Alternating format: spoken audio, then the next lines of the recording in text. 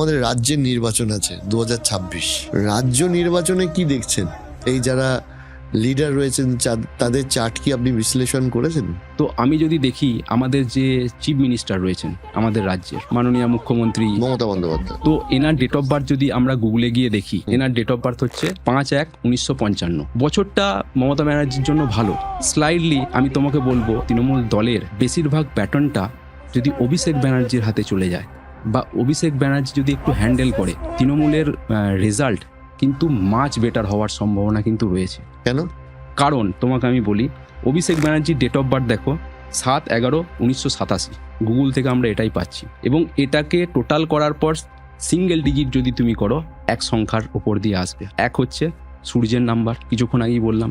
একের ruling planet হচ্ছে সূর্য বা সান। তো সূর্য হচ্ছে king of the all planet. সেই দম আছে, সেই পাওয়ার আছে, সেই উচ্চতায় পৌঁছানোর। আমি তোমাকে কনফিডেন্সের সাথে বলতে পারি 2026 সালে অভিষেক ব্যানার্জি যদি ওনার দলের ব্যাটনটা নিজের হাতে নেন, তাহলে আমি তোমাকে বলতে পারি তৃণমূল গভর্নমেন্ট মোটামুটি 200 পেরিয়ে যাবে।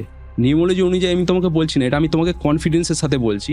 অভিষেক ব্যানার্জির এই বছরটা দুর্দান্ত হতে যাচ্ছে।